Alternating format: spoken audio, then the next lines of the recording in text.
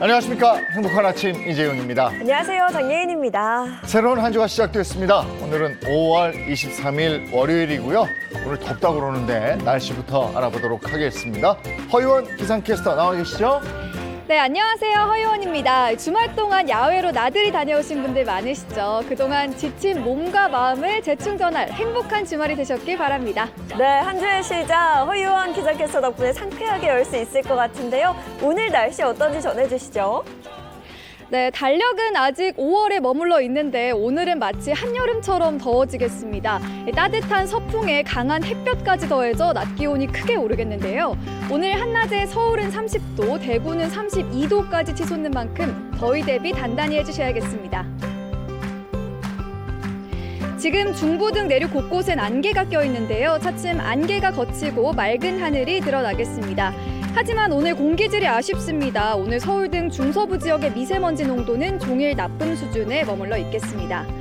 강한 햇볕도 조심하셔야 합니다. 오늘 전국의 자외선 지수 매우 높은 수준 예상되는데요.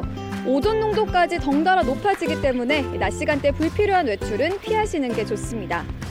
현재 서울은 18.7도, 대전 18.6도로 선선하게 출발하고 있습니다. 한낮엔 서울이 30도, 대전과 대구는 32도까지 올라 덥겠습니다. 네, 이번 주 중반까지는 이렇게 때이른 더위가 계속되다가요. 목요일 중부지방에 비가 내리면서 이 더위는 한풀 꺾이겠습니다. 그 전까지 대기가 무척 건조한 만큼 불씨 관리도 철저히 해주셔야겠습니다. 지금까지 날씨 전해드렸습니다.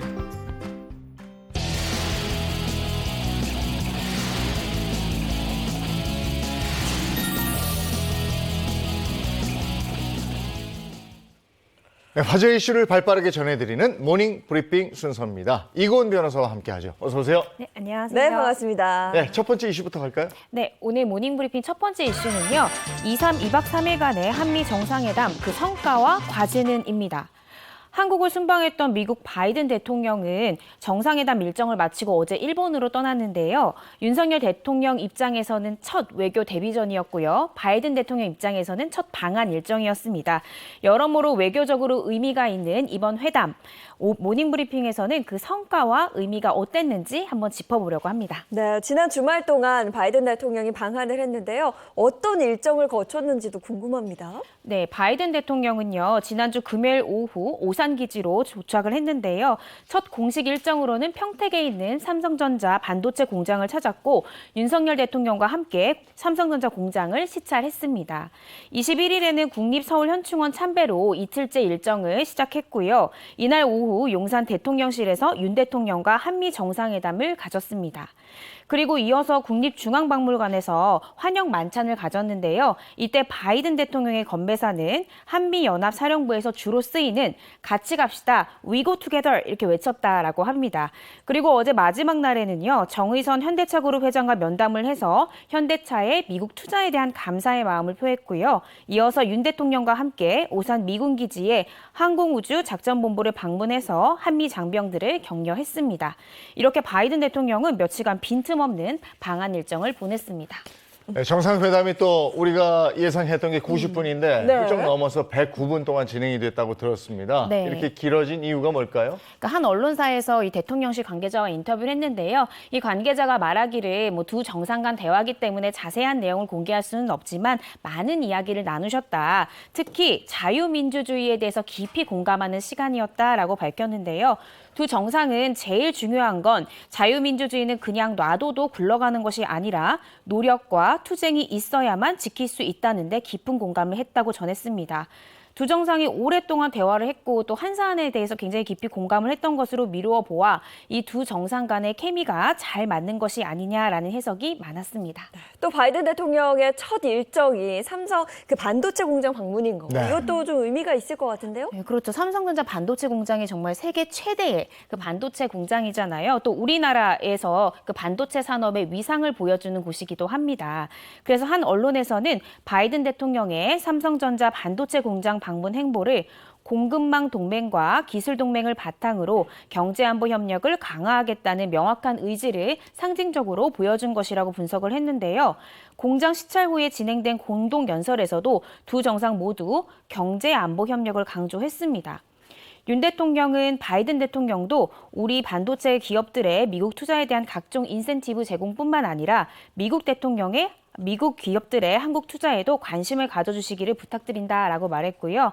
바이든 대통령도 이번 방안이 중요한 의미를 갖는 이유는 양국이 기술적 혁신을 함께 협력해서 이어나갈 수 있는 계기가 되어서고 한미 기술 동맹으로 세계가 더 발전할 것이라고 생각한다라고 재차 강조했습니다. 네. 전경련이나 대한상의 같은 경제단체들도 이번 정상회담은 뭐 안보동맹뿐이 아니고 지금 말씀하셨듯이 경제, 기술 동맹으로까지 이어졌다 이러면서 반색했는데 네. 그 외에 어떤 쟁점들이 있었습니까? 네, 또 하나의 중요한 쟁점이요. 바로 대북 억지력 강화. 이 부분도 빼놓을 수 없을 것입니다. 두 정상이 회담 직후 발표한 한미 정상 공동 서명에서는 한반도의 완전한 비핵화라는 공동의 목표를 확인할 수 있었는데요. 한 문장을 좀 읽어드리면 최근 북한의 미사일 도발 횟수 증가가 유엔 안보리 결의의 명백한 위반이라는 점에서 규탄한다라고 했습니다. 한편 두 정상은 북한과의 소통할 여지도 열어뒀는데요. 북한과 평화적이고 외교적으로 문제 해결을 위한 대화의 길이 여전히 열려 있음을 강조했고요. 북한이 협상으로 복귀할 것을 촉구했다라고 했습니다. 이번 한미 정상회담 어떻게 평가되고 있나요? 네, 대부분 긍정적인 평가들이 많이 이어지고 있습니다. 경제 6단체라고 불리는 국내 주요 경제단체들도 한 목소리로 한미 정상회담으로 경제 안보 동맹의 격상이다라는 논평을 냈고요.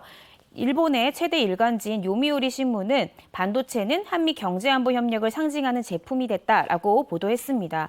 그리고 브루스 클리너 미국 헤리티지 재단 선임 연구원은 이번 정상회담은 안보, 경제, 기술은 물론 사회적 이슈 등 광범위한 의제를 다루는데 매우 성공적이었다. 한국 외교 정책에 있어서 큰 전환이 될 것이다라고 평가했습니다. 그런데 반면에 대부분 추후 협의하기로 해서 가시적인 성과는 명확하지 않다라는 날선 평가도 있었습니다. 네.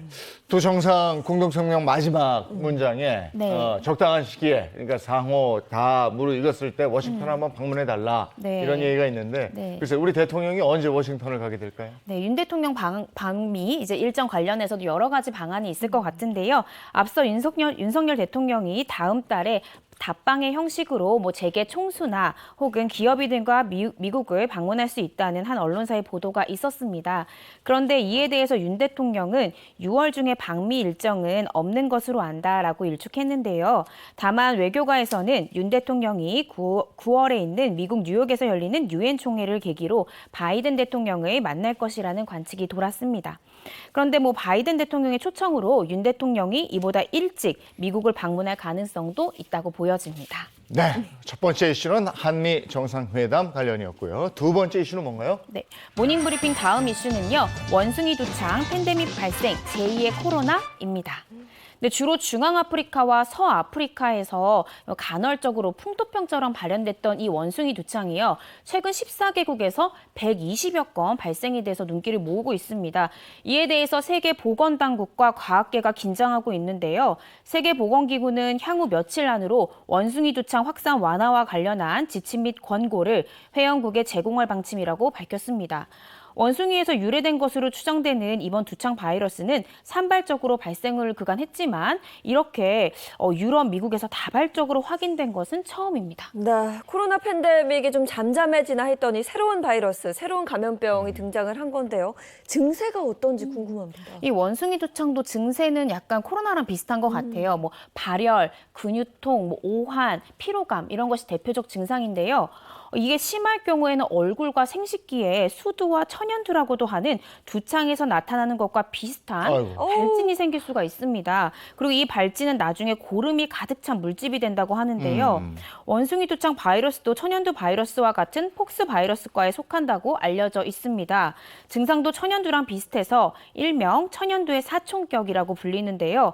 감염 후에 증상이 발현되기까지 잠복 기간은 보통 6 내지 13일 정도 되고요. 증상 지속 기간은 한 2주에서 3주 정도 가량 된다라고 합니다. 그리고 이렇게 증상이 나타나고 2, 3주 가량이 지나면 자연스럽게 저절로 회복되는 것으로 알려져 있습니다. 아니 저절로 회복된다 그래도 지금 영상을 보니까 진짜 무서운데요. 네. 이게 코로나19를 우리가 겪고 나서 보니까 이게 대유행으로 가면 정말 소름 끼칠 것 같은데 그래서 그런 조짐이 있어요? 어때요? 네, 저도 이게 비슷한 증상도 있고 해서 걱정이 됐는데요. 네. 이에 대해서 그 미국 감염의학소 제이 후퍼 박사는 과학학술지 네이처에서 말하기를 원숭이 두창이 코로나19 같은 정도의 바이러스 질병은 아니다라고 일축했습니다.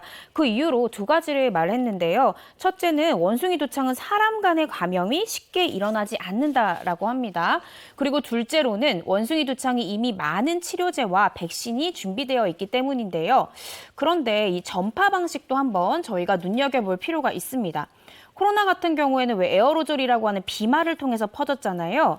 근데 반면에 원숭이 두창은 침과 같은 체액과 밀접한 접촉을 통해서 전파되는 것으로 알려져 있기 때문에 아마 전파력 부분에서 크게 차이가 있지 않을까라는 생각이 들고요. 다만 한 가지 좀 우려되는 점이 제가 서두에 말씀드렸잖아요. 14개국에서 120여 건 발생했다. 네. 서로 멀리 떨어져 있고 지역간 크게 상관없는 데서 산발적으로 발생하는 모양새가 이미 이 바이러스가 지역 내에서 은밀하게 전파되고 있는 것이 아닌가라는 위험성이 경고되고 있고요. 이러한 잠재적 공포가 이번 감염병 확산에 관심을 기울여야 하는 부분이라고 생각이 됩니다. 네, 우리 보건당국에서는 어떤 입장이에요? 네, 질병관리청은 다행히도 국내에서 아직까지 감염된 사람은 없다라고 밝혔는데요. 코로나19로 제한됐던 해외여행, 최근에 증가세가 계속 이어지고 있잖아요. 그래서 이제 국내에서도 이 부분을 준비하고 대비하겠다라고 밝혔습니다. 원숭이 두창을 국내에서도 진단하는 게 가능하니까요. 상황에 따라서 관리 대상 해외 질병, 해외 감염병으로 지정하는 방안까지도 검토하겠다라고 밝혔습니다. 네, 원숭이 두창에 대한 방어도 잘 해야 되겠고. 네. 자, 세 번째 이슈 가겠죠. 네, 세 번째 이슈는요. 바다 해적 불가사리의 강릉 해중공원 초토화입니다. 네, 최근 강릉의 해중공원이 아무르 불가사리로 뒤덮였는데요. 강릉 해중공원은 원래 다이버들의 레저 공간 및 볼거리 제공을 위해서 조성한 강릉시에서 조성한 공원이에요. 근데 이 아무리 불가사리 개체수가 급격히 늘면서 생태계가 초토화되고 있다는 소식입니다. 이 불가사리가 늘어나는데 생태계가 초토화됐다. 네. 놀라운데요? 네, 이 아무르 불가사리 저 처음 들어봤어요, 사실은. 네. 이러한 이제 불가사리가요, 일명 바다 해적이라는 별명을 가지고 있습니다. 이 먹이가 대형 이미페류뿐만 아니라 고등류, 개류, 따개비류를 포함해서 먹을 수 있는 먹이는 모두 먹어치우는 강력한 포식 생활을 한다라고 밝혀졌는데요. 쉽게 말해서 홍합, 전복, 담치, 게, 가리지 않고 전부 먹어치웁니다. 그래서 이 불가사리의 주변 폐류 양식장에서는 심각한 피해가 발생한다고 하는데요. 때문에 아무르 불가사리는 해양 생태계의 보전 및 관리에 관한 법률에 따라서 약 17종의 해양 생태계 교란 생물 중 하나로 정해져 있습니다. 또 외국에서는 100대 악성 침입 외래종이라고 불리기도 합니다. 근데 불가사리 개체 수가 이렇게 벼랑간 늘어난 거예요. 최근에 이 동해안 수온이요, 한 네. 10도 전후로 맞춰지면서 이게 불가사리가 생장할 수 있는 최적의 조건이 갖춰졌기 때문이라고 합니다. 네. 그런데 왜 유독 강릉 해중공원에서 이렇게 많이 나타났을까요? 이 해중공원이 어떤 곳이고 어떤 특징을 가졌는지 그 부분부터 살펴봐야 될 것 같은데요. 네. 강릉시는 관광 트렌드에 따라서 2013년 수중의 폐선박 두 척과 팔각별 강제 인공어초 그리고 경장갑자 등을 포함한 총 4종의 폐군수품 등을 이 해중공원에 설치를 했습니다. 근데 이러한 폐군수품 등이 일종의 어초 역할을 하면서 그곳에 서식하는 해양 생물이 늘었는데 그 과정 중에 아무르 불가사리도 크게 증식한 것으로 알려졌습니다. 그럼 이제 이거 어떻게 해야 되는 겁니까? 그러니까 어제 일요일이었잖아요. 네. 되게 다행히 20명의 다이버들이요, 이 바닷가에 들어가서 아무르 불가사리를 채취를 했는데 오전 시간에만 약 700kg 상당의 불가사리를 수집을 했다라고 네. 하니까 엄청나죠. 그래서 이에 강릉시는 지역 다이버들과 협력해서 해중공원 일대에서 정기적으로 불가사리 퇴치 작업을 벌이는 방안을 검토하기로 했습니다. 네, 알겠습니다. 오늘 모닝 브리핑은 여기까지 하겠습니다. 이건 변호사 고맙습니다. 네, 감사합니다. 고맙습니다.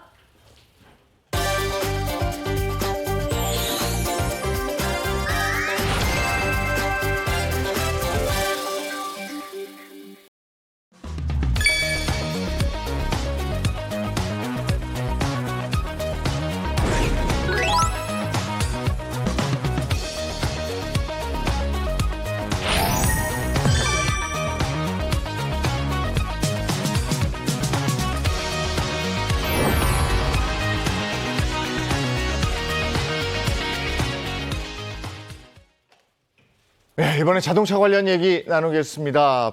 박수림 씨, 안건우 기자, 어서 오세요. 반갑습니다. 반갑습니다. 네. 자, 오늘 어떤 얘기부터 시작할까요? 요즘 거거익선이라는 말. 네? 거의 크면 클수록 좋다. 아, 그런 말이 있는데 이게 이제 네. 자동차에서도 좀 통하는 것 같습니다. 요즘 대형 SUV 인기가 정말 많은데요. 차박이나 캠핑 하시는 분들 많잖아요. 네. 그런 분들 때문에 대형 SUV 인기가 더 많다고 합니다. 요즘 그래서 그런지 새로운 SUV가 속속 출격하고 있다는 소식입니다. 맞아요. 네, 요즘 최근에는 그랬어요. 소형 SUV 인기다 이런 네, 말 네. 들었었는데 맞아요. 이제는 대형 SUV가 인기고 예전에 대형 SUV 좋아하던 때도 있었는데 그때 좀 돌아온 것 같아요. 저도 그 시절을 기억합니다. 바야흐로 2010년쯤이었죠. 그 중형 SUV 양대 산맥으로 H사의 SUV하고 또 K사의 S 모델 있잖아요. 그걸 뛰어넘는 큰 사이즈의 SUV가 인기를 끌기 시작했습니다.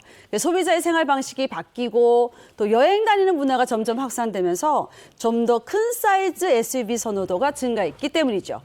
지금은 단종됐지만 인기를 끌었던 H사의 준대형 SUV T 모델 또 V 모델이 자동차 시장에서 인기몰이를 했습니다. 네. 기억하시죠? 저도 네. 저 중에 한 대를 아직도 타고 있는데. 지금 주차장에 H 그 부분에 딱 세워놓고 있어요. 네. 저 가서 늘 부릉부릉 하고 들어옵니다. 저에게는 네. 추억이 아니고 현실입니다. 맞아요. 소형으로 갔다가 다시 대형으로 온다 이거군요. 예. 그러니까 얼마 전까지만 해도 어. 국내 대형 SUV가 그 소형 SUV와 달리 시장성이 크지 예. 않아서 경쟁이 좀 적은 편이었어요. 근데 그런 와중에도 피할 수 없는 싸움 벌이던 두 모델이 있었습니다. K사의 M 모델, S사의 R 모델.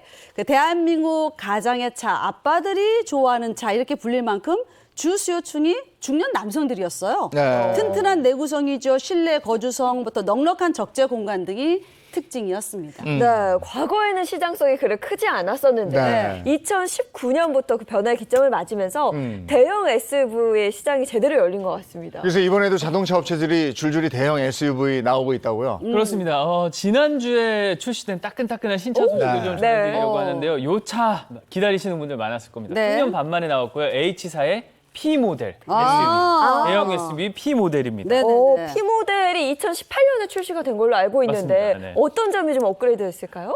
H사의 P 모델 말씀하신 대로 2018년 말 국내에 출시가 됐습니다. 네. 출시된 후에 매년 5만 대씩 팔렸어요. 그 정도로 인기가 많았던 모델인데 지난 19일부터 P 모델의 페이스리프트, 그러니까 얼굴을 살짝 바꾼 외관을 바꾼 모델이 출시가 됐고요. 네. 본격 판매가 시작이 됐습니다.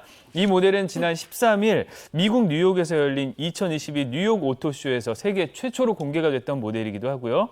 국내 첫 출시 당시에는 K사의 M 모델 또 S사의 G 모델과 경쟁하던 대형 SUV 시장에 등장해서 정말 큰 인기를 끌었던 모델입니다. 저도 이 차량을 관심 있게 봤는데 인기가 컸던 만큼 지난 2020년, 21년에는요. H사의 대표적인 그 SUV 차량인 S 모델 있잖아요. 네. 그걸 제치고 SUV 중에서 가장 많은 판매량을 기록했다고 합니다.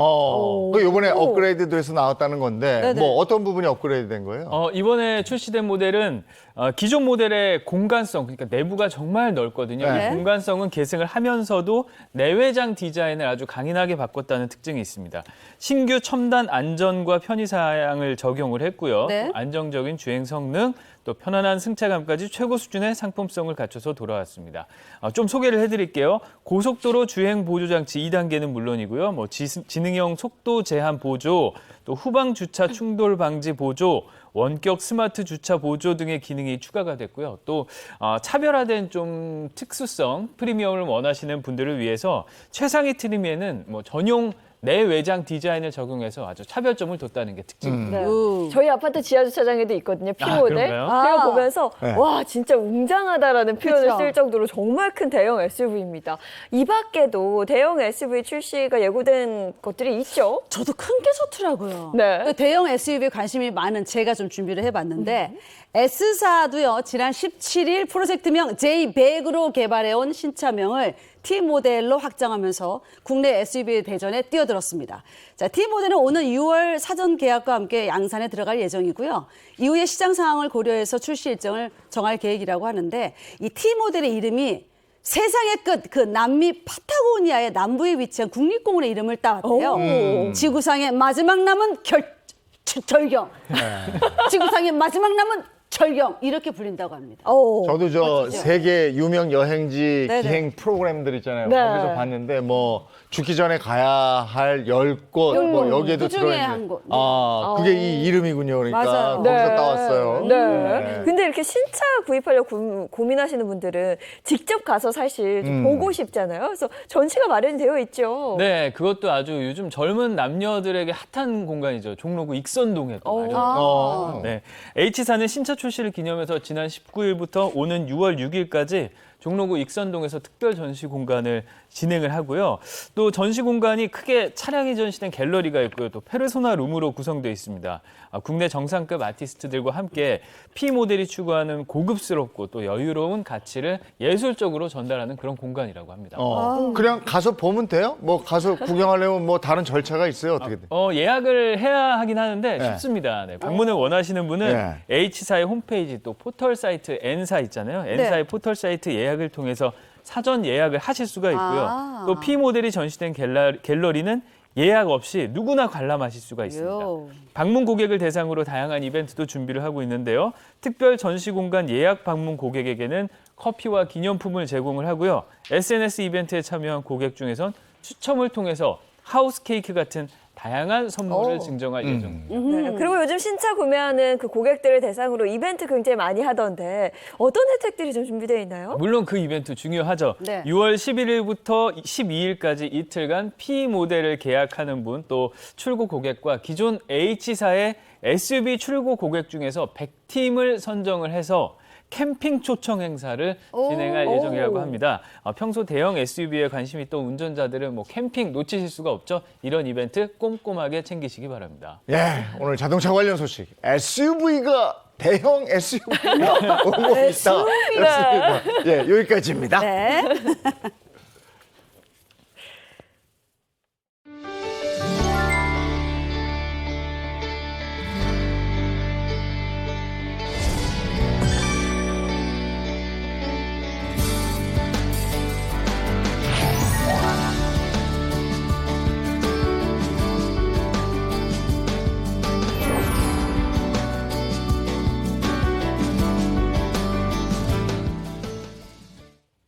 네, 아는 만큼 돈이 보인다. 경제 관련 얘기 시작하도록 하겠습니다. 더 핫한 경제 함께해 주실 이인철 변호사, 허주연 변호사, 어서 오세요. 안녕하세요. 반갑습니다.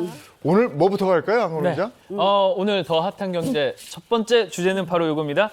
MZ 세대 때문에 마트 진열대가 바뀌었어요. MZ세대라면 그 소위 말해 요즘 젊은이들을 뜻하는 단어인데 MZ세대가 마트 진열대와는 어떤 관련이 있는 거예요? 네, 이게 그 태생을 알아보면 좀 관련이 있습니다. 경제 성장을 맛본 지금의 5, 60대는 MZ 세대를 좀 요즘 젊은이들이라고 얘기하시면서 낯설어 하실 수도 있는데요. 요즘 젊은이들인 MZ 세대 소비 행태가 좀 예사롭지가 않습니다. MZ 세대는 1980년에서 2000년대 초에 출생한 밀레니얼 세대와 G세대를 통칭한 그런 말인데요. 그렇죠. 불과 얼마 전까지만 해도 다양한 소비 객체 중에 하나였는데 이게 코로나 이후에는 네. 아주 주요한 소비 객체로 등장을 했습니다. 최근 유통시장에서 강력한 영향력을 발휘하는 주요 소비 주체가 됐는데요. 유통업계에서도 그렇기 때문에 MZ세대들을 잡기 위한 특별한 마케팅 준비를 하고 있다는 소식입니다. 근데 우리가 MZ세대를 수식하는 말 중에 하나가 네. 부모 세대보다 가난하게 살게 될 맞아요. 네. 네. 이런 세대다 이렇게 얘기하는데 경제 주체가 된다 이런다고요? 네네. 그 MZ세대 특징이 또 그렇기 때문에 지금 순간을 더 즐기려는 그런 맞아요. 욕구들도 있거든요. MZ세대는 사실 말씀하신 대로 부모 세대, 고성장 시대를 거듭했던 부모 세대보다는 사실 저성장 시대에 있기 때문에 상대적으로 좀 부를 덜 축적한 그런 면들이 있습니다. 또 대학을 졸업한 청년층의 고용률도 OECD 37개, 37개 나라 중에서 31번째를 기록할 정도로 좀 부모보다 가난한 첫 세대로 불리기도 했습니다. 정말 고스펙에도 불구하고요. 하지만 이와는 별개로 2020년 기준으로 MZ세대는 세계 인구의 33%를 차지하게 될 겁니다. 그만큼 큰 소비 주체고요. 또 2040년에는 일부의 인구의 절반 이상을 차지할 것으로 예측되는 만큼 소비 시장에서는 이 MZ세대를 빼놓고는 절대로 뭔가 얘기가 안 되는 그런 상황이 돼버렸습니다. 소비의 큰 손이 40, 60대 우리 아니었나 네. 봐요. 네. 그러니까 유통업계가 MZ세대를 잡기 위해서 마트에서 뭔가 큰 변화를 좀 줄 것 같은데 어떤 변화를 가져왔어요? 저도 이제 마트 가끔 가는데 젊은 세대들이 많이 보이더라고요. 우선 국내 대형 할인 브랜드점 네. H사에서 최근 큰 변화가 있었는데요. MZ세대의 선호에 맞춰 점포들을 대규모 리뉴얼했습니다. MZ세대에서 인기를 끌고 있는 오마카세와 1인용 소포장 상품 라인업을 강화했고요. 이런 매출 증대로 이어졌다고 합니다. H사는 지난달부터 총 7곳의 매장을 리뉴얼한 결과 매출이 지난해 같은 기간보다 약 46% 증가했다고 하는데요. 전 연령의 방문율이 증가한 가운데 특히 MZ세대의 신장률이 높았다고 합니다. MZ세대에 맞춰 진열대를 바꾼 효과를 톡톡히 느끼고 있는 거죠. 네, MZ세대를 마케팅해서 점포를 리모델링 한 것도 놀랍고 거기다가 매출 증대로 이어졌다니까 이것도 놀랍네요. 맞습니다. 그리고 H사가 한 가지 구매 패턴을 찾아냈는데요. 특히 근처에 대학교와 오피스텔이 많은 지점일수록 1인 가구 고객들이 많이 찾는다는 거예요. 그것 때문에 H사가 냉장, 냉동, 상온, 간편식을 모두 한데 모은 공간을 따로 마련을 했고요. 이곳에서 간편식품과 1인분 밀키트 같은 다양한 먹거리를 제공했습니다. 이렇게 MZ세대 맞춤형 리뉴얼을 한 후 2주간 밀키트 매출이요. 지난해 같은 기간보다 4배 정도 늘었다고 합니다. 그리고 요즘 마트 가면 소포장이나 1인용 이런 포장들이 많더라고요. 맞아요. 보통 편의점 가서 많이 봤었잖아요. 예전에는. 네. 근데 마트에 그런 게 많은 게 MZ세대를 잡기 위한 전략이었구만요. 네. 아니, 예전에는 마트에 가족 단위로 많이 가니까 그래요. 주로 이제 대용 용품 이런 것들이 맞아요. 많았는데 네네. 요즘에는 그 다양성이 보장되는 그런 제품들이네요. 또 다른 마트에서도 변화가 있었다고요. 요즘 이제 젊은 세대들은 사실 SNS에 인증샷 같은 거 많이 예. 많이 남기죠. 그만큼 경험이 중요합니다. 아. 그래서 국내 대형 유통점 2사도 미래형 점포로 좀 점포를 리뉴얼하는 그런 걸 시작을 했습니다. 지난해 리뉴얼을 마친 점포 모두 전년 대비 2자릿수의 매출 신장률을 기록한 것으로 알려졌는데요. 특히 2사는 온 오프라인 경쟁력을 모두 갖추기 위해서 2020년부터 점포 28곳을 리뉴얼을 했는데요. 특히 오프라인 마트의 변화가 컸겠죠, 당연히. 고객이 오래 머물고 싶은 매장으로 변화시키기 위해서 2사는 체험에 집중을 했고요. 또 즐거운 쇼핑 경험을 쌓을 수 있는 공간을 제공하고 특색 있는 전문점을 통해서 가족 단위부터 2030 고객 공략까지 아주 폭넓은 고객 공략에 나섰다는 소식입니다. 요즘 오프라인 매장 직접 안 가도 온라인으로도 충분히 물건을 구매할 수 있잖아요. 네. 근데 오프라인 매장만의 그 장점, 먹어볼 수 있고 만져볼 수 있고 체험할 수 있다 이런 장점을 예. 잘 살렸네요. 맞아요. 그리고 가족들 뭐 다 같이 아니면 친구랑 장만 봐도 재밌잖아요. 아, 재밌죠. 그런 네. 재미도 있고 또 오프라인에서 만져보고 체험해봐야 네. 되는 것들이 있어서 이런 오프라인 매장이 중요한 것 같습니다. 그런가 하면 편의점도 좀 달라지고 있다면서요. 요즘에 젊은이들이 필수 코스 같아요. 어디서 편의점에서 약속 장소를 만나는 거 맞아, 맞아. 정하기도 하고요. 네. 근데 세계 최초의 글로벌 편의점 브랜드 S사라고 하는데 네. 우리나라에서도 활약하고 있습니다. S사 또한 MZ세대 중심으로 브랜드 경쟁력을 높여나가고 있는데요. 지난 2019년 차별에 대한 먹거리와 넓고 쾌적한 쇼핑 공간을 표방하며 프리미엄 편의점 플랫폼을 만들었고요. 각종 신성식품과 와인은 물론 넓은 시식 공간까지 갖추고 있는 이색 공간이라고 합니다.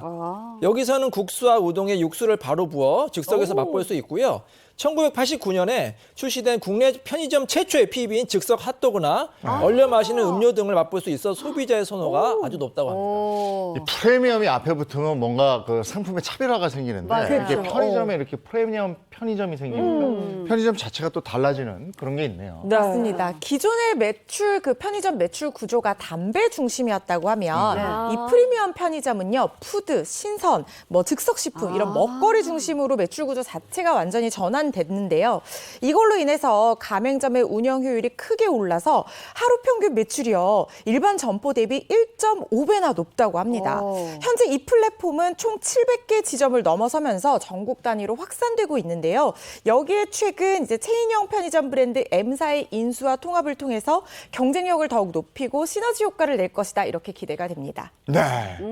마트나 편의점이 달라지고 있다. 이 얘기 경제 소식에서 한번 풀어봤고요. 이번에는 우리 주변에서 일어나고 있는 사건, 사고를 법의 관점으로 풀어보겠습니다. 안건우 기자, 먼저 주제 주시죠. 네, 그 법이 알고 싶다. 오늘의 주제는 여성과 단둘이 등산 간 남편 이거 아닌가요? 바람 아닌가? 바람의 윈드? 네. 아, 근데 남편과 여성이 단둘이 등산을 갔다. 요것만으로 저는 벌써 좀 부글부글 할 것 같은데. 냄새가 좀 나죠? 그쵸? 자, 네. 꽁트로 준비 한번 해봤습니다. 아내 역할은 제가 하고 남편 역할은 이재용 님이 하시고요. 자, 이 사연은 온라인 게시물을 통해서 바탕으로 재구성했습니다. 사연 속으로 끄고! 여자의 촉은 무섭다더니 저는 요즘 남편에게서 이상한 점을 느꼈습니다. 운동이라면 숨쉬기 빼고는 안 하던 양반이 주말만 되면 길을 쓰고 등산을 하려는 겁니다. 아우, 산에 갔다 오니까 역시 개운해. 당신도 운동 좀 하지 그래? 당신 좀 냄새 난다, 수상한 냄새. 아니 등산한다고 해놓고 몰래 여자 만나고 온 거 아니야? 아, 그게 무슨 소리야. 내 운동화 봐. 지금 흙 묻은 거 안 보여? 이게 생사람을 자꾸 그래. 그러네. 등산 간 거 맞구나. 아유, 미안해. 아유, 내가 좀 예민했어, 자기야. 내가 당신 엄청 사랑하는 거 알지? 왜 대답 안 해? 알아. 아니라고 딱 잡아떼는 남편을 믿었는데 배신의 순간이 찾아오고 말았습니다. 남편의 SNS에 올라온 다정한 남녀의 사진. 알고 보니 남편은 그동안 여자 동료랑 단둘이 등산을 갔다 왔던 겁니다. 당신 이 여자 누구야? 당신 혼자 등산 갔다 왔다며? 그동안 이 여자랑 같이 간 거 왜 말 안 했어? 아이, 당신 말한다고 뭐 알아? 아이, 그냥 마음 맞는 직장 동료하고 취미생활 했을 뿐인데 왜 이렇게 유난을 떨고 그래? 뻔뻔해도 입을 쓰지. 뭐 마음 맞는 뭐 직장 동료. 아니 그렇게 당당하면 왜 거짓말했냐고. 왜 거짓말했어? 왜? 왜? 시끄러. 당신이 이렇게 난리칠 것 같으니까 그랬어. 아무튼 행여나 예인이나 연락하고 이러지 마, 예인이한테. 내가 직장 다니기 민망해져. 회사에서 창피해. 예인이한테? 저한테 거짓말까지 하고 여자랑 단둘이 등산 즐긴 남편은 취미를 같이 했을 뿐인데 뭐가 문제냐고 하는데 이게 외도가 아니면 대체 뭔가요? 당연히 이혼 사유 아닙니까? 누가 좀 알려주세요. 야, 이거는 아니, 산에 가는 건 좋은데 이렇게 둘만 갔다. 요건 아니죠. 약간. 요거는 화낼만 하죠. 냄새나. 네, 최근 온라인에 올라온 사연입니다. 아내 A씨는 등산을 별로 좋아하지 않았는데도 남편 B씨는 그런 아내의 성향을 알면서도 계속 주말마다 이상하게 등산 일정을 잡았던 거예요. 당연히 아내는 남편이 등산 같이 가자 이렇게 제안을 해도 싫다라고 하면 거절을 했고요. 그럼 남편은 못 이기는 척 그냥 등산을 갔다고 합니다.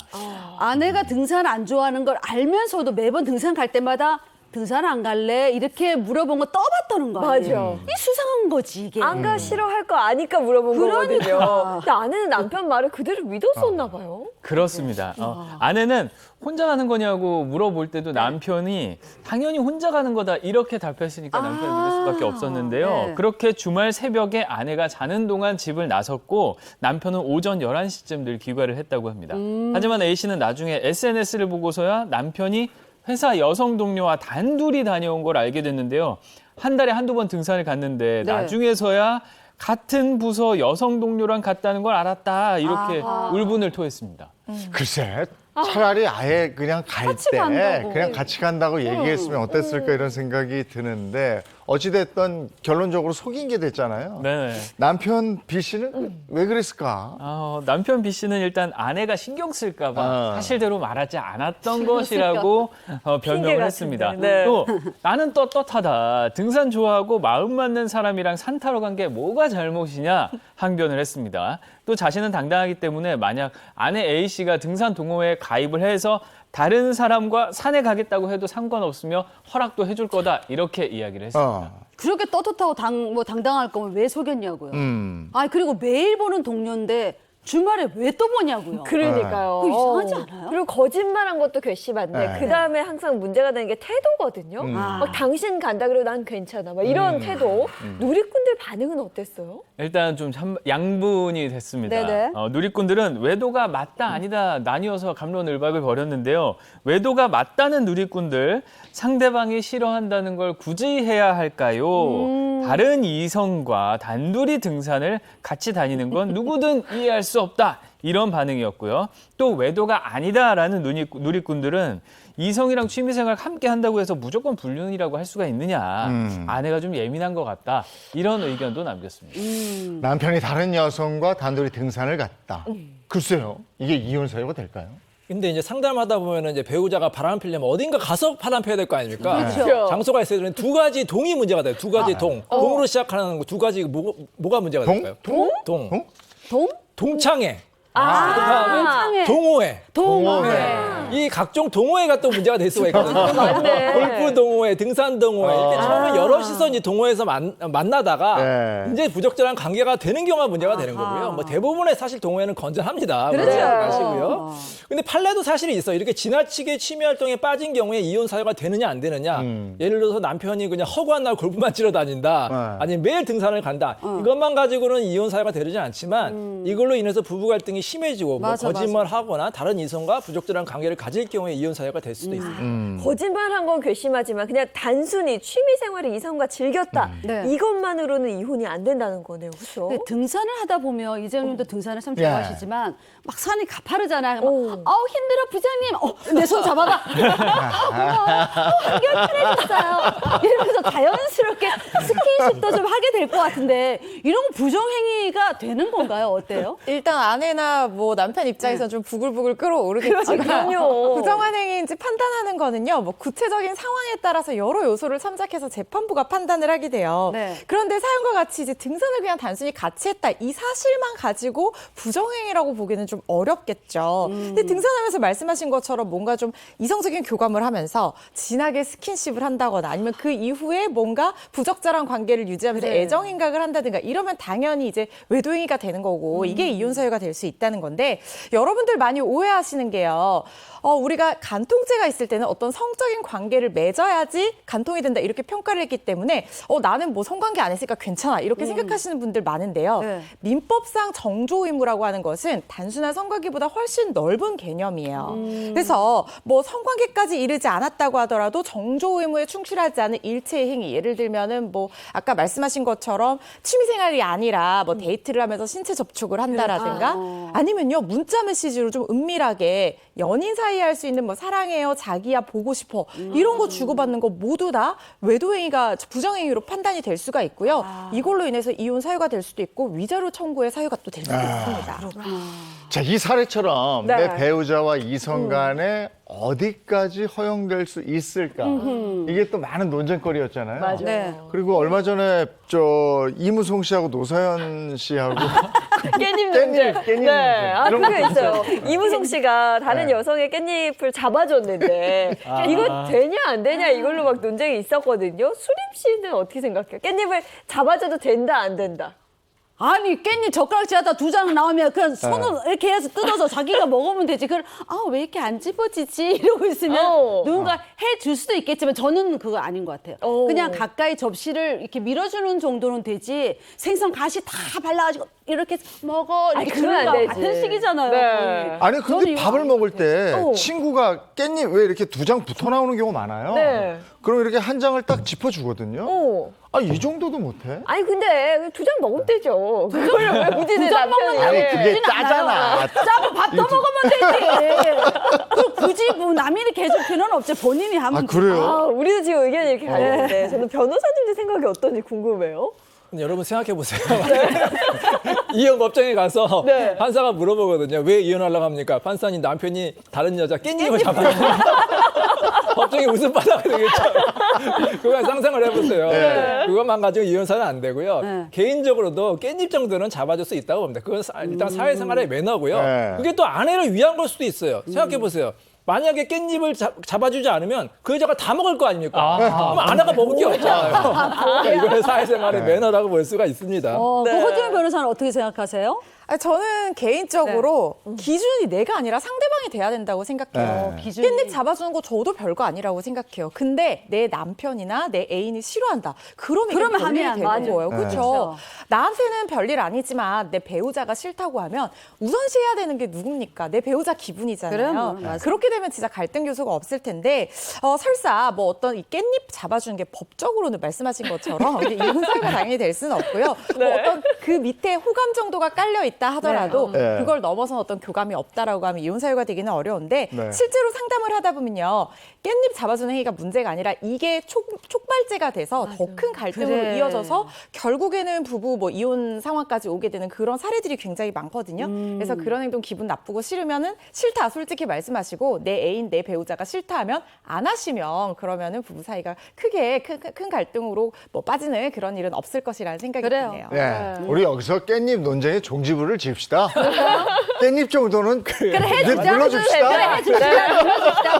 새우도 까줍시다. 새우 정도도 괜찮아. 대신 이제 아내에게 주기로. 그래. 네, 아, 깻잎 떼서 먼저 아내에게 주고. 주기로. 알레르기 있으면 어떡해. 자, 또 다른 논쟁이 있었습니까? 네, 깻잎 논쟁에 이어서 이번에는 네. 최신 버전입니다. 이른바 소주 논쟁입니다. 네? 소주 논쟁. 좀 설명을 해드릴게요. 네. 나와 또 뭐 애인이나 배우자가 함께도 있고요. 또 그리고 나와 동성인 친구 셋이서 그렇게 술을 마시는 겁니다. 네. 셋이서. 그러다가 내가 먼저 술이 돼서 옆방에서 잠들었을 때 나 네. 빼고 남은 두 사람끼리 술을 계속 먹어도 괜찮다. 안 된다. 이 두 가지인데요. 여기서 한 가지 전제는요. 세 사람이 여러 번 만난 적이 있는 좀 안면이 있는 사이라. 친한 사이죠? 네, 친한 사이. 친한 사이. 네네. 요건 깻잎 논쟁이라 차원이 좀 다른 것 같아요. 친하든 안 친하든 술이 들어가면 물불 가릴 수 없어, 사람. 그래요? 이 술은 이건 아니고 이건 결사 저는 반대라고 생각해요. 아니 근데 술을 네. 먹다 보면 네. 이렇게 뭐 5명이 먹어요. 네. 그러면 술이 좀 약한 사람들이 먼저 취해서 떨어진다고. 그러면 이제 남는 사람들끼리 먹게 되면 여성분도 술이 세고 네. 남자도 좀 술이 세면 둘이 남아서 그걸 먹게 되지. 다 자니까 우리도 갑시다. 이게 안 된다니까. 그쵸. 아니, 그 옆에서 자고 있을 때 그냥 그 자리에서 먹으면 되는데 옆방과 다른 데 가서 자버리고 여기서 둘 남아서 술 먹는다. 이건 아니죠. 근데 그 친한 정도에 따라 다를 것 네. 같아요. 저랑 오래된 동성 친구면 괜찮을 것 같고. 네. 그래서 저는 보통 끝까지 마시거든요. 무슨 일이 바로 좀 세잖아. 모르니까. 정신줄 안 네, 놓고. 끝까지 마시는데 안건우 기자 생각은 어때요? 저도 정말 정신줄 잡고 끝까지 마시고 싶은데 전 체력이 그렇게 안 되는 것 같아요. 네. 너무 피곤해서 일단 들어가서 자거든요. 저는 제가 자는 동안은 별로 딴 생각하고 싶지 않습니다. 그냥 편안하게 잠을 자고 싶고 아내 믿고 싶습니다. 저는 믿고 그냥 다 잠 그러죠. 들겠습니다. 다들 네. 그냥 뭐 끝까지 남는 사람들끼리 그냥 마시면- 술 먹는 거 그냥 그런 것 같은데 이건 어떻게 보세요? 저는 절대 반대입니다. 그래요? 안 기자님, 아내는 믿을 수 있지만 술은 믿으시면 안 돼요. 완전이다. 내가 사고 난 걸 너무 많이 봤어요. 상담하다 보면은 이렇게 셋이서 술을 마시다가 남편이 먼저 이제 피곤해서 다른 방에 자잖아요. 네. 새벽에 이제 화장실 가려고 깼더니 아플싸. 아이고. 아내가 다른 남성과 다른 방에서 있는 아이고. 거예요. 이런 경우가 많이 있거든요. 여러분, 맞아. 이 너무 본인을 믿지 맞아. 마시고 배우자 믿지 마시고 이 술을 많이 마시면 이성이 상실되는 경우가 있기 때문에 아예 미연에 이런 상황을 방지하는 게 좋습니다. 술을 믿지 말라네요. 그렇죠. 친구나 남편, 배우자를 못 믿는 게 아니라 술 때문에 네. 정말 조심해야 될 것 같다는 생각이 들어요. 저도 술은 정말 조심해야 된다고 생각해요. 많은 외도행위 또 범죄행위가 술과 정말 관련이 깊습니다. 네. 물론 술을 마셨다고 해서 다 외도 저지르고 범죄 저지르고 이건 아니지만 여러 케이스에서 술이 뭐 촉매제가 됐다거나 핑계거리가 됐다거나 이런 사례 정말 많이 보거든요. 우리 형법에서도요. 뭐 술 먹고 그러니까 범죄 행위를 하기가 무서워서 술을 먹고 용기를 내서 범죄한 경우에는 이 감경 사유를 적용하지 않도록 엄격하게 규정을 하고 있어요. 물론 외도 행위가 다 뭐 형사법적인 문제가 되는 것은 아니지만 네. 술 마시고 실수했다, 뭐 잘 몰랐다, 그래. 뭐 이런 핑계 대는 경우가 많은데 맞아. 술이 모든 뭐 외도 행위를 합리화하는 뭐 안식처 같은 존재가 될 수는 당연히 없는 거고요. 여러분 도망간 곳에 낙원은 없다라는 사실을 항상 기억을 하시기 바랍니다. 네, 알겠습니다. 오늘은 좀 특이하게 깻잎 논쟁, 소주 논쟁을 법의 관점으로 풀어봤습니다. 고맙습니다. 고맙습니다.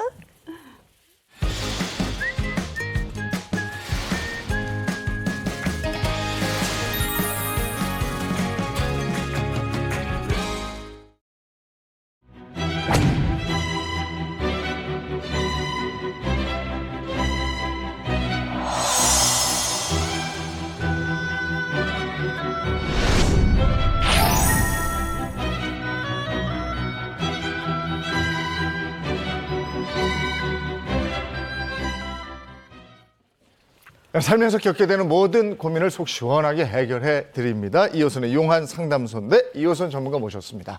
안녕하세요. 네, 반갑습니다. 먼저 깻잎하고 소주에 대해서 어떻게 생각하세요? 깜짝 놀랐습니다.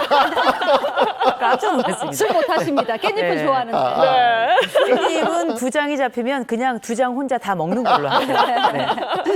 자, 오늘은 또 어떤 고민이 들어와 있을지 궁금한데 사연자 바로 만나보도록 하죠. 안녕하세요. 어디 사는 누구신가요? 안녕하세요. 저는 딸둘 아들 하나를 둔 60대 여자입니다. 아들이 다음 달이면 손주 출산을 앞두고 있는데요. 진짜 하늘이 무너지는 얘기를 들었어요. 며느리가 손주한테 자기 성씨를 물려준다는 거예요. 아들한테 뭔 소리냐 하니까 자기 성이 옛날부터 콤플렉스였다면서 차라리 아내 성을 따르기로 결정했대요. 아들이 좀 희귀한 성이긴 해요. 그래서 어릴 때 놀림을 많이 받았거든요. 그래도 그렇지 어떻게 자기 자식 성을 바꿀 수가 있어요. 그리고 어떻게 그런 일을 어른들이랑 상의도 없이 정하냐고요. 제일 문제는 사별한 저희 남편이 5대 독자고 저희 아들이 장손이에요. 아이고. 이러다 집안에 대가 끊어지게 생겼어요. 그런데 아들은 어차피 나 없어도 이 사람들 많은데 왜 그러냐면서 철없는 소리는 하고요. 며느리는 남편도 괜찮다는데 어머님은 도 아니면서 왜 그러세요? 하고 속을 팍팍 긁어놓더라고요. 이걸 문중 어른들한테 뭐라고 해야 할지 진짜 눈앞이 캄캄하거든요. 근데 애들 말로는 못 모른대요. 혼인신고할 때 엄마 성 따르기로 해서 아빠 성으로 바꾸려면 이혼해야 된다네요. 아니 그런 법이 어디 있어요. 그래서 차라리 이혼하고 네 성씨 찾아오라고 했어요. 그러니까 아들 며느리가 저를 안 보겠다고 그냥 자식 손주 없는 셈 치고 살래요. 이게 말이에요? 아무리 시대가 바뀌었다 해도 이건 아닌 것 같은데 대를 끊으려는 아들이랑 며느리를 어떻게 하면 좋을까요? 아들 부부가 네. 곧 태어날 아이에게 아빠 성 대신 엄마 성을 주겠다. 네. 이렇게 돼 있는 거네요. 요즘은 엄마성 물려주기가 가능한데 이 사연은 어떻게 보셨는지 궁금하네요. 우리가 참 요즘 대를 잇는다는 얘기가 나오는 게 약간 낯설죠. 저도 이 사연 듣고 깜짝 놀랐습니다. 그런데 실제 이런 일들이 벌어지고 있고요. 요새는 성씨 바꾸는 분들보다는 사실 이름, 개명하는 분들 굉장히 많잖아요. 맞아요. 그래서 개명은 우리 사회에 조금 낯선 이름이 이제 안 됐는데 성을 바꾼다 혹은 다른 성을 우리가 손주가 갖는다 한다면 이건 좀 다른 주제로 느껴질 수 있는 게 성이라고 하는 게 개인적으로는 역사적 정체고요. 가족으로서는 우리 가족만이 가지고 있는 고유한 하나의 역사적 근원이 되기도 하고요. 또 가문 입장에서는 우리 가문이 어떤 가문인가를 보여주는 일련의 거대한 흐름을 보여주는 굉장히 중요한 상징적인 주제거든요. 근데 이제 어머니가 보실 때는 이게 굉장히 당연하게 손주가 우리 쪽에 성을 쓰는 게 맞고 또 이런 성이라고 하는 것은 가족을 쭉 이어오는 영구적인 거라고 생각했다가 이게 아니거나 혹은 이게 달라졌다는 생각을 또 달라졌다는 이야기를 갑자기 듣게 되면 이건 마치 배가 뒤집히는 것 같은 느낌인 거예요. 굉장히 충격적일 수 있는 부분이라는 건 먼저 말씀을 드리고요. 네. 다만 이런 일들이 지금 어머니 세대에서는 거의 불가능한 일이 벌어졌다라는 것에 대한 어머니의 충격이 있고요. 어머니한테 전혀 말하지 않은 상태에서 이 일이 그냥 진행돼 버리니 이건 아들에 대한 배신감인데다가 며느리가 굉장히 반격하는 듯이 지금 나오고 있거든요. 이 어머니가 지금 총체적인 어려움에 놓여 있다. 그리고 이 놀라움이라는 게 우리나라에서는 굉장히 특이한 사건인데 사실 뭐 스칸디나비아 같은 나라에서는 둘 중에 어느 부부 중에 어느 쪽 성 써도 상관없고요. 네. 또 그리고 뭐 심지어 결정이 안 됐다 그럼 엄마 성을 그냥 따라갑니다.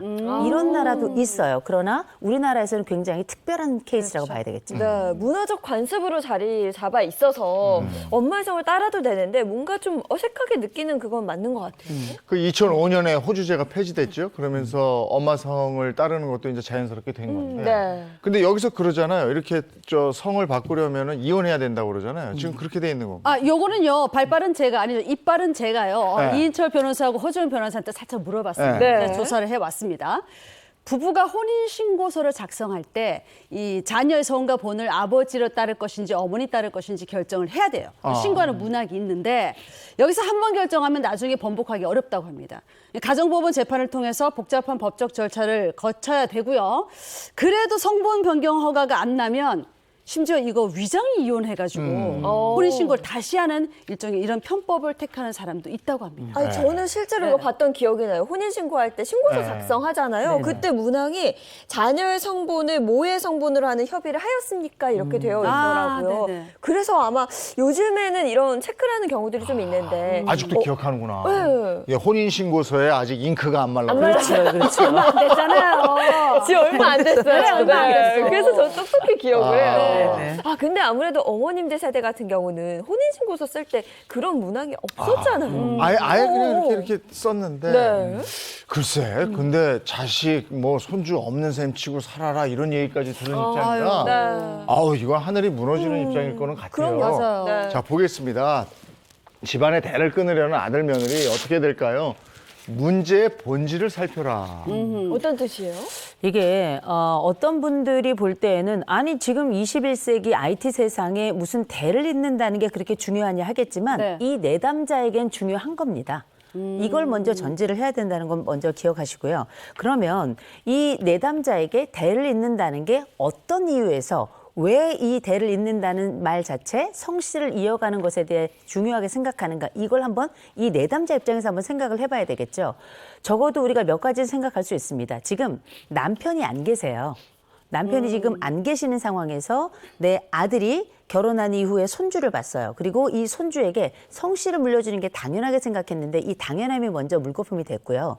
두 번째로는 남편이 함께 있을 동안에 내가 이 집에 시집을 와서 결혼을 해서 와서 이 사람의 집안의 사람이 됐다라고 확신을 하는 겁니다. 그러면서 남편이 없는 순간에 내가 이 집안을 지켜내고 이 집안의 정체성을 유지하는 게 이 아내에게는 굉장히 중요한 주제인 거예요. 근데 지금 남편이 없는 상태에서 이 대가 끊긴다는 얘기는 뭐냐면 나의 미션, 남편이 없는 상태에서 해야 되는 나의 과업을 내가 성취하지 못하게 되는 겁니다. 그러면 어떻게? 나중에 내가 남편에게 가서 할 말이 없다라고 느낄 수 있다는 거죠. 그래서 이런 부분들이 아무것도 아닌 것 같지만 만약에 남편이 생존해 있는 상태에서 아들 며느리가 저희는 저희의 성을 엄마 성을 따르도록 하겠습니다. 만약에 이렇게 이야기했을 때 아버지가 곧 남편이 그래 네 맘대로 해라 혹은 뭐 이건 안 된다 이건 아버지를 중심으로 해서 사실 본인이 책임을 좀 덜 져도 되는 부분이 있는 거예요. 그러나 지금은 엄마에게 가문의 책임이 달려있다라고 판단을 하기 때문에 이 엄마로서도 굉장히 심각한 결정 혹은 심각한 고민에 빠질 수밖에 없는 거죠. 이게 남편이 돌아가시기 전에라도 아내한테 그 아들 며느리 지들 인생이니까 뭐 터치하지 말고 냅둬 이 한마디만 했었어도 그렇죠. 그렇게 치면 아내분이 이렇게까지는 고민하지 않으실 것 같긴 해요. 근데 며느리는 또 어머니도 그 씨 성도 아니면서 왜 그러시냐고 그런다잖아요. 근데 이 부분 좀 놀라운 거고. 그렇죠. 근데 남편이 없기 때문에 더 어떤 책임감을 느끼는 게 아닌가 맞아, 이런 맞아요. 생각도 들고요. 네. 그러니까 우리가 대를 잇는다는 것이 어떤 말인지에 관련해서 잠깐 좀 말씀을 드릴게요. 네. 저희가 대를 잇다라는 것에 대한 사전적 정의를 먼저 말씀드릴게요. 한 집안에서 조상으로부터 이어져 내려오는 혈통과 계보라는 뜻입니다. 이게 한 집안에서 내려오는 혈통과 계보라고 할 때 혈통이라고 한다는 건 우리가 가지고 있는 피의 연속성을 이야기하는 거예요. 곧 네. 우리 집안의 DNA가 그 다음 세대에 전달이 되었는가에 관련된 설명이죠. 네. 그렇다면 이 부분은 아들을 통해서 또 그 다음 세대를 통해서 연결을 갖게 되니까 이 부분은 문제되지 않아요. 이제 문제는 계보라는 말의 뜻인데 계보라고 하는 건 결국은 가풍이 이어지는 그 방향에 관련된 설명이거든요. 네. 그러면 이 지점에서 우리가 대를 잇는다는 것이 반드시 성씨만에 한정되는 것일까 아니면 조금 더 넓게 볼 수 있는 것인가에 관련된 아주 복잡한 논의 속에 들어가야 될 겁니다. 그러나 분명한 건 아들이 여전히 가족의 가장 중요한 하나의 대를 잇고 더군다나 핏줄을 가지고 있는 존재로 있고요. 또 그 손주도 또 그렇게 될 겁니다. 그러면 이 아들 속에는 이 집안하고 완전히 동떨어진 또 다른 가풍이 있는가? 그렇지 않아요. 연결성은 여전히 가지고 있는데 과연 이 성씨라고 하는 것이 대표성을 가지고 있고 상징성을 가지고 있습니다만 그 본질은 아들 그리고 그 손주 그 존재에 있는 게 아닌가 이런 생각도 한 번쯤은 해보실 필요가 있는 게 지금 갈등이 너무 첨예해지게 되면 우리가 하나를 지키려다가 두 개를 다 잃을 수도 있어요. 그렇죠. 이런 위기에 봉착할 수 있기 때문에 우리 어머니께서 만약에 우리가 가지고 있는 연결성의 본질이 어떤 것인가라는 걸 생각해 본다면 이것이 성씨에도 있지만 그 안쪽에 진정한 내용에도 있을 수 있다는 걸 먼저 좀 보셔야 될 것 같다는 거죠. 네. 예전에는 호적에서 파버린다 이런 얘기 있었거든요. 네. 많이 했어요. 네. 근데 2005년에 호주제가 헌법재판소에서 위헌 판결 받고 이러면서 호적에서 파버린다 이런 얘기 잘 요즘에 안 쓰는 것 같아요. 그렇죠. 안 쓰죠. 그럼에도 불구하고 기성세대와 요즘 젊은 세대들이 갖는 어떤 그런 개념의 차이, 인식의 차이, 뭐 이런 거에 있어서 오는 것 같아요. 네, 그건 분명히 있다고 네. 저도 느끼고 있는데 실제로 지금 사연자와 비슷하게 상담을 받는 그런 경우도 있나요? 제가 상담했던 사례 중에 성씨를 바꾸는 문제 때문에 상담한 건 이 사례가 처음이에요. 대신에 어떤 게 있었냐면 종갓집 딸이 있었는데 그 딸이 한때 우리가 성씨에 아버지, 어머니 성을 같이 쓰는 것들이 예. 이제 네, 맞아요. 어느 정도 이렇게 붐을 이룬 적이 있었는데 네네. 이 딸이 아버지에게 가서 그 아버지께서 이 집안에 굉장히 중요한 종갓집 그 장손이었는데 종손이라고 보통 부르죠. 네. 그랬는데 아버지께 가가지고 이 말씀을 드린 겁니다. 아버지, 저는 아버지 자식이기도 하지만 동시에 어머니 자식이기도 하니 두 성을 동시에 같이 쓰겠습니다. 라고 이야기한 거예요. 근데 이제 그 어머니 성씨가 약간 좀 독특한 성씨였습니다. 그래서 이제 누가 봐도 이 두 개의 성이 뭉쳐져서 그런데 이 두 개의 성이 뭉쳐 있을 때 약간 발음이 조금 강하게 느껴지는 그런 이름이었는데 이유가 무엇이든지 간에 아버지께서 말씀하셨습니다. 우리 집안의 성은 하나다. 그러면서 아버지하고 딸이 굉장히 격화된 갈등 상황이 들어갔는데 이 아버지가 나중엔 화가 나서 이 딸이 크게 외치고 뭐 소리를 지르고 하니까 딸을 방 안에 가둬버리고 그다음에 도망간 딸을 붙잡아서 이렇게 때린 상황이 벌어진 거예요. 그래서 아버지도 감정이 격화되셨던 거고 딸도 굉장히 강하게 주장을 하면서 갈등이 아주 최고조에 이른 이런 사건이 있었습니다. 네. 자, 두 번째 솔루션 한번 볼게요. 아들의 컴플렉스를 읽어라. 아들의 컴플렉스를. 이 사례자가 했던 이야기 아마 다들 기억하실 겁니다. 아버지의 성이 이 집안의 성이 약간 독특해요. 네, 맞아요. 제 친구들 중에도 굉장히 독특한 성을 가지고 있는 친구들이 있는데 이를테면 제 이름을 한번 기억해 보시면 제 이름이 이호선이잖아요. 네. 이 씨는 굉장히 흔합니다. 근데 제 이름이 하필 뒤에 이름이 호선이라서 달리는 이호선. 순환선 같은 이런 1호선, 2호선. 그래서 저는 어렸을 때는 내 이름을 우리 아버지가 왜 이렇게 남자같이 지었을까? 왜 이름을 하필 지하철로 지었을까? 이런 생각을 많이 했는데 지금은 제 이름에 대해서 기쁨을 가지고 있거든요. 그런데 이름은 경우에 따라 개명을 할 수도 있어요. 원한다면. 성씨는 지금 같은 경우는 그렇기가 어렵습니다. 맞아. 우리가 얘기 들었던 것처럼. 그랬을 때 이 아들이 가지고 있던 과거 성장 내내 붙였던 혹은 불렸던 별명이 있었을 거고요. 이게 내가 견딜 만한 별명이면 모르겠는데 바꿀 수 없는 별명이고 지속되면서 나에게 평생의 스트레스가 되었다? 이거는 어쩌면 한 개인에겐 굉장히 잔인한 기억이고요. 더 중요한 건 이제 내가 아이를 낳았는데 내가 평생에 걸쳐서 가지고 있던 이 불편했던 이 감정들, 속상했던 이 기억들이 내 아이에게도 비슷한 방식으로 나타난다는 우려가 또 있는 겁니다. 고통의 기억과 미래에 대한 우려가 함께 있을 때 이 아버지가 된 이 아들의 입장에서는 굉장히 심각한 고민을 했을 가능성이 굉장히 높아요. 그러면 엄마가 이걸 사실은 한 번쯤은 좀 물어볼 필요가 있습니다. 얘가 어렸을 때 어떤 일이 있었을까? 주로 어떤 별명까지 들어봤나? 그것 때문에 어떤 고민을 했었을까? 그랬을 때 얘가 어떻게 대처했었는가? 어머니가 모르는 아들의 이 성씨와 관련된 고통과 거기에 대한 대처들을 좀 물어보고 확인하고 얘 마음이 어떤 것이었는지 그 마음을 한번 쓸어볼 필요가 있다는 거죠. 저도 이름이 박수림이잖아요. 네. 거꾸로 하면 수박이잖아요. 애들이 덩글덩글 수박 이러면서 많이 놀렸거든요. 지금 봐봐 어딜 가나 박수 받잖아. 수박 먹을 때마다 저 생각난다고. 어허. 아이고 박수! 박수. 이러잖아요. 네. 그러니까 지금은 또 자랑스럽거든요. 아, 그게 학교 다닐 때만 좀 네. 고생을 네. 하는 것 같아요. 이름 맞아, 가지고 맞아. 놀림받는 거는. 근데 제가 찾아보니까요. 개명을 신청하시는 분들이 해마다 늘어서요. 지난 2020년에는 개명 신청 건수가 13만 건 정도 됐다고 어우, 합니다. 많네. 보니까요. 한 달에 10,000명가량이 개명을 신청한다고 하네요. 그렇죠. 그래서 우리가 연초가 되면 두 가지가 많이 늘어나는데요. 네. 하나는 그렇게 점집이 잘 되고요. 그렇죠. 또 하나는 이 개명 절차를 밟는 분들이 많은데 보통은 그렇게 뭐 사주나 점을 본다든지 한 다음에 개명을 하는 경우가 굉장히 많더라고요. 네네. 근데 이유가 무엇이든지 간에 이 삶이 싫은 겁니다. 아, 내 이전에 살아왔던 것이 어쩌면 내 이름 때문이었을지도 모르겠다라는 그렇죠. 생각 때문에 이름을 바꾸고 하긴 하는데 아마 많은 분들이 이름에 대한 불만이나 혹은 성씨에 대한 여러 불편했던 점들 때문에 개명이나 혹은 성을 바꿀 수 없을까라고 해서 검색을 해보신 분들도 많이 계실 텐데 실제 우리가 이런 일이 반복적으로 생겨나면 그 다음번에 요 비슷한 얘기만 나와도 과거에 속상했던 게 다시 맞아. 떠오르는 것. 이걸 흔히 우리가 플래시백이라고 불러요. 네. 이런 플래시백 현상이 일어나면 앞으로도 누군가 그 불편했던 사항을 재생할까 봐 내 마음속에 스트레스가 굉장히 많아지다 보니 이렇게 사느니 또 내 이름을 바꿔서 내 인생을 조금 바꿔볼 수 있다면 하고 성씨를 바꾸는 경우 또 경우에 따라서 이름을 바꾸는 경우들이 많이 있는데요. 근데 이게 지금 같은 경우는 나는 이렇게 살았지만 내 자식은 그렇게 살지 않겠다라고 하는 부모로서 할 수 있는 다른 일을 찾고 있는 상황이라서 이 아들의 심정은 어느 정도 이해가 되는 것 같습니다.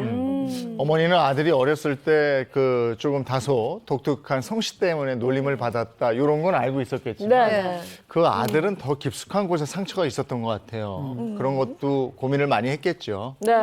근데 이 지점에서 우리가 좀 관심 있게 봐야 될 게 뭐냐면 이 어머니의 심정이 어떨까 먼저 살펴보면 네. 어머니는 아들에 대해서는 놀라기도 했지만 살짝 배신감도 느낄 수 네. 있을 것 같고요. 또 한 가지 며느리에 대해서는 약간 참담함을 느낄 수 있을 것 같아요. 어떻게 저렇게까지 이야기할 수 있나. 어머니는 그쪽 집 성씨도 아니면서 왜 그러십니까? 네. 그러니까. 아니 그 틀린 말이. 말은 아니에요. 네. 예를 들어서 저희 집은 저희 남편 쪽은 경주 김씨인데 네. 저는 전주시 쪽이거든요. 네. 그런데 우리가 가지고 있는 저는 이씨고 그쪽은 김씨인데 제가 김씨랑 결혼했다고 김씨가 되는 건 아니에요. 그럼요. 그럼에도 불구하고 그 집과 함께 살아가면서 서로 이 집의 가풍은 이렇구나. 또 나는 그 공동체원으로서 어떤 기능과 어떤 그 가족이 가지고 있는 색깔을 봐야 될까 이런 생각을 다 하잖아요. 근데 이 며느리가 했던 반응도 아들이 했던 반응도 어머니 입장을 전혀 고려하지 않은 상황이에요. 그런 점이 아마 많이 섭섭하셨을 것 같은데 이제 분명한 건 있습니다. 지금 이 어머니는 결정을 하셔야 될 거예요. 왜냐하면 내가 이 성씨를 중심으로 해서 말씀하셨던 것처럼 너 이혼해서 다시 성씨 찾아와 이렇게 할 것인지 이렇게 됐을 때 과연 아들과의 관계는 어떻게 될까? 며느리와의 관계는 어떻게 될까? 내 손주는 만날 수 있게 있을까? 명분과 그리고 실리 사이에서 결정을 해야 될 겁니다. 굉장히 어려운 결정이에요.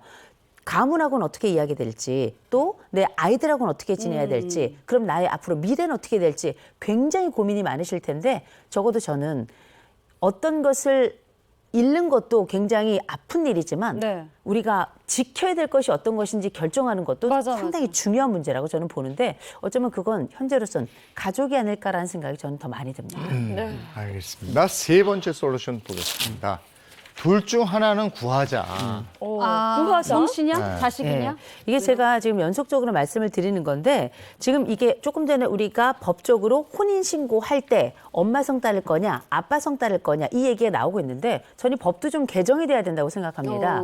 아니 애를 낳고 그다음에 애 혼인 호적이 없어졌죠? 예. 네. 출생신고를 할 때 네. 출생신고할 때 결정을 한다든지 이런 방식으로 좀 바뀌어야지 혼인신고할 때 그거를 결정한다는 건 좀 무리수라고 점점 생각이 들어요. 여하간 그건 뭐 법적인 문제니까 우리가 어떻게 다룰 수는 없겠습니다만 그럼에도 불구하고 이 상황에 이 어머니가 지금 이 아들과 며느리가 손주의 성씨를 변경하는 것과 관련해가지고 이걸 막을 수 있을까요?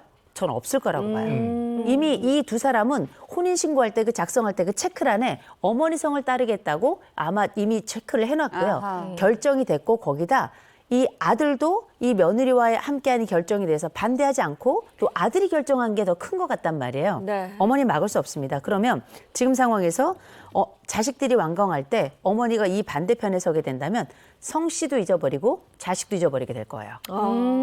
그렇게 된다면 이 부분에 대해서 끝까지 밀고 나갈 것인가, 아니면 성씨를 하나 구할 것인가, 아니면 자식 쪽에서 관계를 구할 것인가, 이 결정 쉽지 않습니다만 네. 저는 어떤 것 앞에 서야 될까 고민은 되긴 하고 결국 네. 우리 어머니께서 결정하실 문제이긴 합니다만 네. 그럼에도 불구하고 자식. 전 자식을 저라면 자식 쪽에 서지 않을까라는 생각을 한번 해보게 됩니다. 그렇죠. 어머니가 굉장히 어려운 선택을 하셔야 되는 순간이 올 것 같아요. 그러니까 성씨냐 자식이냐 둘 중에 하나는 꼭 구해내야만 맞아요. 한다 이런 표현인 것 같거든요. 근데 우리 어머님이 그랬잖아요. 남편이 5대 독자고 아들이 그 장손이라서. 그러니까 그것 때문에. 아니 이 문중 어른들한테 뭐라고 말해야 될지 아주 앞이 깜깜합니다. 그러셨는데 진짜 그래서 뭐 성씨를 구해야 됩니다 하고 문중 어른들이 그렇게 결정을 딱 했어. 그럼 어떻게 해야 돼요, 그러면? 이거 너무너무 어려운 주제입니다. 그래서 이게 어머니가 단순히 지금은 우리 아들하고 우리 며느리가 왜 그래요? 말이 됩니까? 하지만 거기에는 굉장히 복잡한 여러 고민들이 뒤에 있는 거예요. 그중에 하나가 이 문중과 어떻게 이 부분에 대해서 얘기가 될 것인가에 관련된 주제인데 이미 아들하고 며느리는 손주와 관련해서 결정을 한 바고요. 그렇다면 문중에 가서는 문중과 싸울 수는 없을 거예요. 싸우기도 어렵고요. 싸움이 되는 주제도 아닙니다. 사실 맞아, 엄밀히 맞아. 말하면. 그러나 꾸중은 많이 들을 거고요. 그다음에 그 집안에서 이제 남편이 없는 과정에 내가 어떻게 얘기해야 될지에 대한 고민을 하게 될 텐데 그럴 때는 문중의 어른들 중에 보면 좀 부드러운 분들이 계세요. 네. 그래도 호의적인 분들이 계시고요. 맞아요. 그럴 때 제가 드리는 말씀이 있습니다. 우리가 영화 제목 중에 보면 은밀하게 위대하게 맞아요. 라고 하는 영화 제목이 있었죠. 그래서 문중의 어른들께 그중에서도 한 분을 찾아가서 부드럽게 문중과 대화를 나눌 수 있는, 그리고 그 가운데 어느 정도는 어쩌겠느냐, 안타깝지만 어쩌겠느냐라는 차원에서 좀 편을 들어줄 수 있는 분을 먼저 찾아가서 이런 어려움이 있습니다라고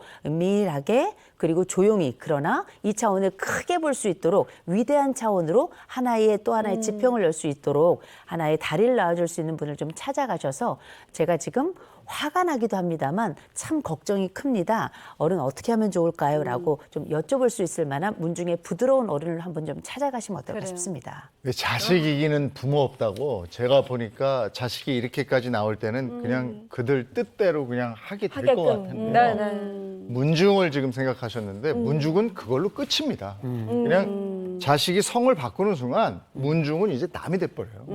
그러니까 그 문중에서 이걸 절대로 용서할 리가 없고요. 네. 그렇죠. 받아들일 리가 없습니다. 그러니까 그거는 각오를 하셔야 되는 거예요. 네. 자식을 선택했다.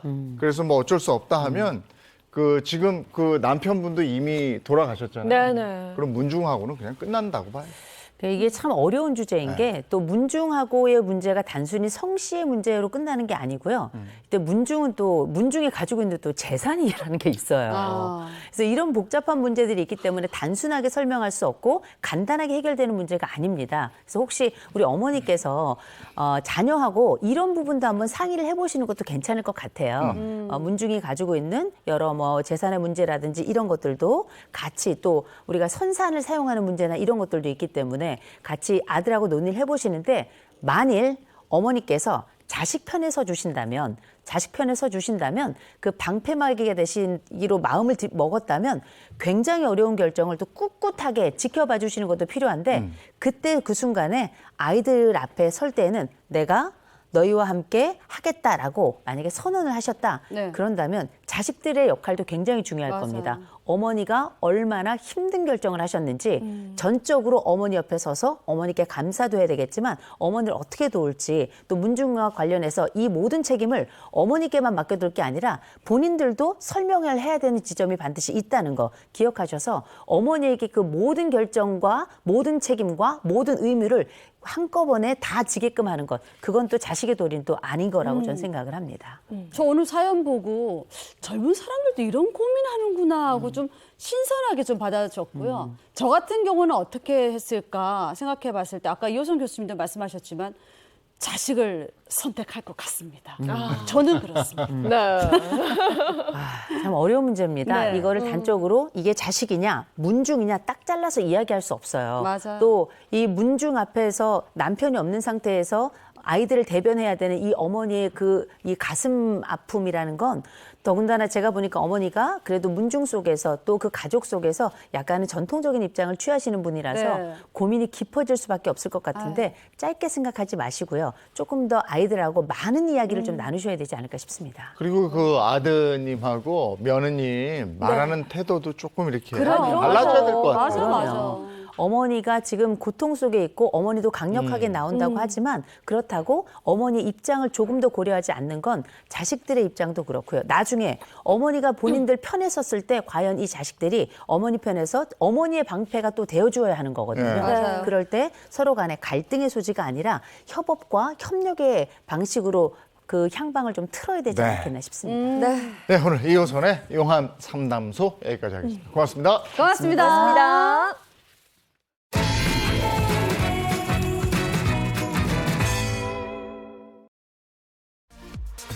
지난 19일 한국마사회가 경기도 과천시 서울경마공원에서 한국경마 100년 기념식을 개최했습니다.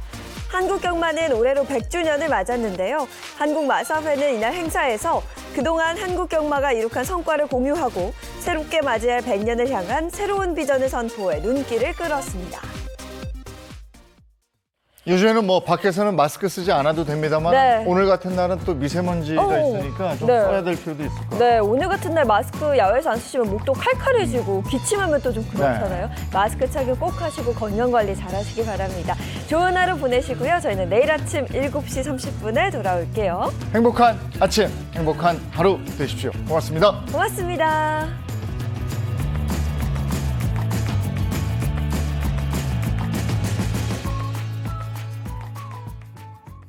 채널 A